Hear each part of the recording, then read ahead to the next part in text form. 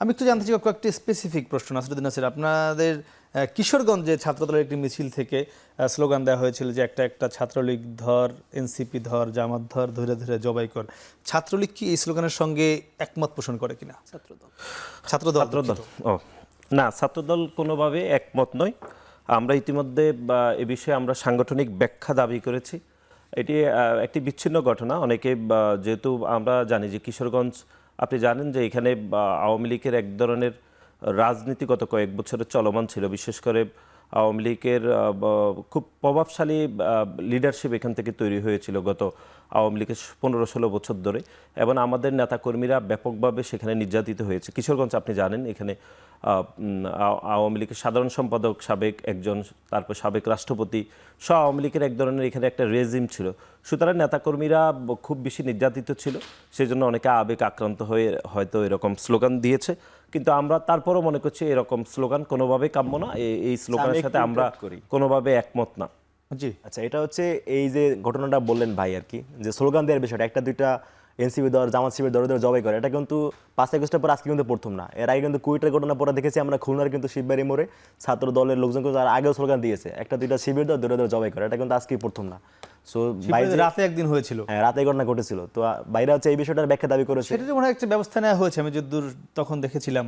মানে আমার কাছে মনে হচ্ছে ওই সময় যদি কঠোরভাবে দমন করা হইতো তাহলে কিন্তু আজকে এই দিন দেখতে হইতো না। কারণ 5 আগস্টের পরে এসে কাউকে ধৈর্য ধরে জবাই দেওয়ার স্লোগান প্রকাশ্যে, এটা কিন্তু এখানে জুবাইর একটু আমি জানতে, ছাত্র দলে তো মানে নেতাকর্মী তো অনেকটা অগণিত টাইপের, এখানে ছাত্রদল কি করতে পারে, আপনার কি মতামত? মানে দমন করার জন্য কি করণীয় কি ছাত্র? আমি জানি ছাত্র দলের নেতাকর্মী বেশি, তাই বলে তো নিয়ন্ত্রণ থাকতে হবে। একটা তো নিয়ন্ত্রণ রয়েছে, নিয়ন্ত্রণ নাই এটা আপনি কিভাবে বলছেন? নিয়ন্ত্রণ নাই বলতে আরো বাড়াইতে হবে নিয়ন্ত্রণ। আপনারা একটা সংগঠন কিভাবে প্রকাশ আমরা কুয়েটের ঘটনার সাথে ঘটনা এটা তো কোনোভাবে মিলালে চলবে না। আপনি জানেন যে কুয়েটের ঘটনার সূত্রপাত বৈষম্যবিরোধী ছাত্র আন্দোলনের বিশেষ করে আহ্বায়ক, আপনি জানেন, তিনি প্রথম প্রকাশ্যে ছাত্রদলের সমর্থকদের উপর হামলা করেছিল। তারপরে সেখানে বিচ্ছিন্নভাবে ঘটনা ঘটেছে, তারপর অনেকগুলো ঘটনা এরপরে আমরা জানি। কিন্তু কিশোরগঞ্জের ঘটনাটাকে আমরা আলাদাভাবে স্পেসিফিক করতে চাই যে এরকম ঘটনা কোনোভাবে কাম্য নয়। এটি ইতিমধ্যে আমরা এটি দেখছি যে কিভাবে স্লোগানটি হয়েছে বা আদৌ কিভাবে দিয়েছে। কিন্তু আমি তো বলেছি আমাদের গত 15-16 বছর ধরে নেতাকর্মীরা সেখানে ব্যাপকভাবে নির্যাতিত ছিল, ছাত্রদলের অনেকে গুম হয়েছে, খুন হয়েছে। তার পরবর্তী সময়ে নেতাকর্মীদের মধ্যে হয়তো এক ধরনের আবেগে এরকম স্লোগান দিয়েছে, কিন্তু আমি এটি কোনোভাবে প্রত্যাশিত না বা কোনোভাবে কাম্য নয় বলে আমি মনে করছি। দুদিন আগে ঢাকা পলিটেকনিক কলেজে একটি ঘটনা ঘটেছে, তেজগাঁও।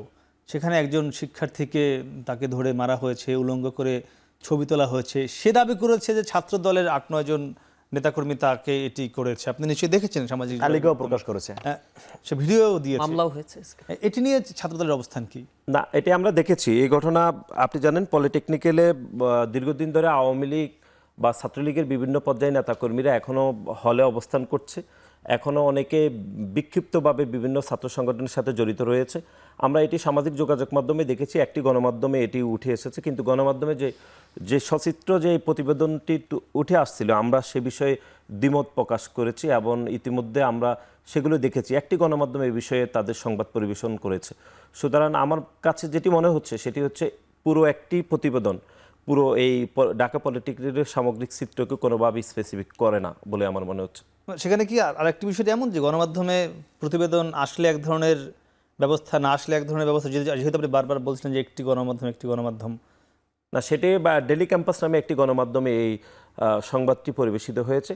আমরা তারপরে এটি পরীক্ষা নিরীক্ষা করে দেখছি যে ঘটনা যেইভাবে গণমাধ্যমে উঠে আসছে আসলে ঘটনাটা সেভাবে নয় বলে আমাদের মনে হচ্ছে। এবং আপনি জানেন যে পলিটেকনিক্যালে এখানে ছাত্র লীগের এক ধরনের হচ্ছে সন্ত্রাসী কার্যক্রম পরিচালিত হয়েছে অতীতে, কিন্তু তারা এখনও পর্যন্ত হল প্রশাসনের ছত্রছায়া এখনও অনেকে হলে থাকছে।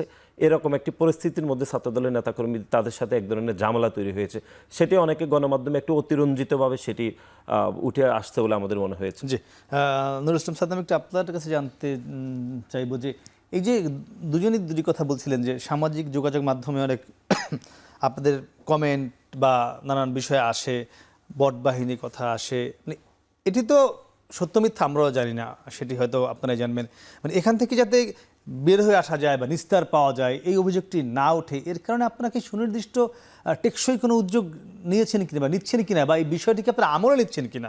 নুরুল ইসলাম সাদ্দাম, আপনার কাছে জানতে চাচ্ছিলাম যে এই যে যেটি দেশে এখন যে বিষয়টি চলছে, সেখানে আপনাদের নাম বারবার আসে সামাজিক যোগাযোগ মাধ্যমের ব্যবহার নিয়ে, সেখানে লেখালেখি নিয়ে, অন্যকে ঘায়েল করতে আপনাদের কর্মী সমর্থকরা সেখানে লেখে, মানে এটি নিয়ে একটি স্থায়ী সমাধান বা স্থায়ী যাতে আপনাদের এই দুর্নামটি না আসে, আপনারা কি সেদিকে উদ্যোগ নিয়েছেন কিনা? জি, প্রথমত হচ্ছে এখানে আপনি দেখবেন যে কিছু কিছু ঘটনা লাস্ট গণমাধ্যমে আমি দেখলাম একটা রিপোর্টে, সম্ভবত ৭১ টেলিভিশন বা কোন কোন টেলিভিশন এটা প্রকাশ করেছে, রিউমার স্ক্যানার বিগত কয়েক মাস ধরে বা বিগত মাসে টিভিতে করেছে। হ্যাঁ, সবচেয়ে বেশি প্রোপাগান্ডার শিকার হয়েছে কারা, সেখানে যে রিপোর্টগুলো চলে আসছে সেগুলো দেখেছেন ইসলামী ছাত্র শিবির, জামাত ইসলামী বা বিএনপির নামে যে প্রোপাগান্ডাগুলো চালানো হচ্ছে।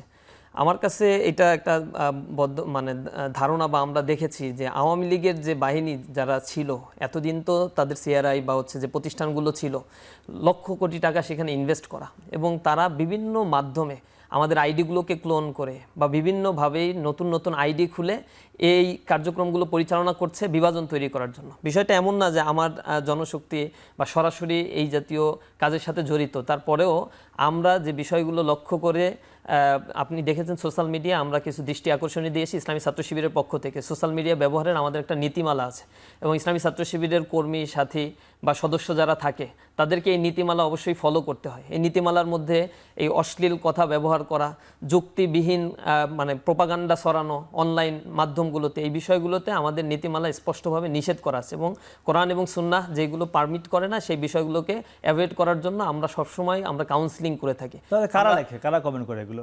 আমরা তো বললাম এগুলো হচ্ছে, একটা হচ্ছে ইসলামী ছাত্র শিবিরের জনশক্তি, এরা একটা বিশাল অংশ যারা রয়েছে ইসলামী ছাত্র শিবির থেকে হয়তো বিদায় নিয়েছে, অথবা সামহাও কোনোভাবে এই আইডিগুলোকে ক্লোন করে বিভিন্নভাবে বা নতুন নতুন আইডি খুলে এগুলোকে আক্রমণ করার জন্য চেষ্টা করা হচ্ছে বিভিন্নভাবে। এটা হচ্ছে বিভাজন তৈরির জন্য। দ্বিতীয় আরেকটা বিষয় আমি একটু অ্যাড্রেস করতে চাই নাসিব ভাইয়ের কথায়, সেটা হচ্ছে পলিটেকনিকে, ঢাকা পলিটেকনিকে যে ঘটনা ঘটেছে, এটা একাধিক গণমাধ্যমে এসেছে, এবং যারা এই ঘটনাটা ঘটিয়েছে একেবারে সেই আওয়ামী আমলে নিষিদ্ধ ছাত্রলীগ যে ঘটনাগুলো ঘটাতো, একেবারে ধরে নিয়ে গেলে মোবাইল চেকিং করে রাতভর তাকে নির্যাতন করা। সে স্টেটমেন্ট দিয়েছে, আজকে সে থানায় গিয়ে মামলা করতে গিয়েছে, মামলা নেয়নি, পরবর্তীতে সাধারণ ছাত্ররা সেখানে থেকে সে মামলা করেছে এবং মামলা সেটা তারা নিয়েছে। সেখানে যাদের নামে অভিযোগ করা হয়েছে তারা ছাত্র দলের রাজনীতির সাথে জড়িত বা তাদের মিছিল মিটিংয়ে ছিল, তো তারা আবার সেই পূর্বের যেই ফিচার বা যে অ্যাটিটিউড সেই জায়গা ফেরত যাচ্ছে। বিশেষ করে ছাত্রলীগ যারা করতো বিভিন্ন ক্যাম্পাসে, তাদের যে ধরনের রাজনীতি ছিল সেই রাজনীতির একটা পুনরাবৃত্তি আমরা দেখতে পাচ্ছি। এই জিনিসগুলো যদি দমন করা না যায়, বিশেষ করে কক্সবাজার পলিটেকনিকে একটা ঘটনা ঘটেছে, আমরা দেখেছি যে কক্সবাজার পলিটেকনিকে সাম্য হত্যাকাণ্ডের প্রতিবাদে তারা হচ্ছে মিছিল করেছে, মিছিল করে সেখানে হঠাৎ করে অধ্যক্ষের পদত্যাগ দাবি করছে। এই ক্ষেত্রে কি একটা ঘটনা ঘটে, কথা কাটাকাটি, সাধারণ ছাত্রদের উপরে মারপিট করছে, ইসলামী ছাত্র শিবিরের সেখানে কিছু দায়িত্বশীল ছিল তাদের উপর আঘাত করেছে, আমাদের একজন ভাইয়ের মাথা ফেটে গেছে। আবার তারা প্রচার করা শুরু করছে যে ছাত্র শিবির নাকি তাদের উপরে আক্রমণ করেছে। এই জাতীয় বিষয়গুলো নিয়ে একটা অস্থির পরিবেশ, দায় চাপিয়ে দেয়া, দোষ চাপানোর যে কালচারগুলো, এগুলো কোনোভাবেই বন্ধ হচ্ছে না। আমরা আশা করি যে এই বর্তমান সিচুয়েশন যা, ক্যাম্পাসগুলোতে একটা সুন্দর পরিবেশ ছাত্ররা চায়, এবং এরকম জাতীয় দায় চাপানো বা হচ্ছে অস্থিতিশীল অবস্থা অথবা ভয় ভীতি দিয়ে রাজনীতি করার সংস্কৃতির ভিতরে যদি আবার আমরা চলে যাই, তাহলে ক্যাম্পাসের সাধারণ ছাত্ররা ওই যে ছাত্র রাজনীতির ব্যাপারে যে প্রশ্নবোধক চিহ্নটা তারা উঠাচ্ছে, এই জিনিসগুলো আবার চলতে থাকবে। এবং এই 5 আগস্ট পরবর্তী আসলে সহনশীলতার যে রাজনীতির পরিবেশটা তৈরি হচ্ছে, ক্যাম্পাসের ছাত্ররা তাদের মুক্ত কথাগুলো বলতে পারছে, নিজেদের মধ্যে যে কথাগুলো আগে তারা বলতে পারতো না, গণমাধ্যমে তারা তাদের কারো উপর কোনো নির্যাতন করা হচ্ছে, কারো উপরে কোনো ধরনের শাসানো হচ্ছে, তারা তাদের কথাগুলো স্পষ্টভাবে বলতে পারছে। তো ক্যাম্পাসে এই পরিবেশটা যেন থাকে, কোনো ভীতির পরিবেশ, এটা আমার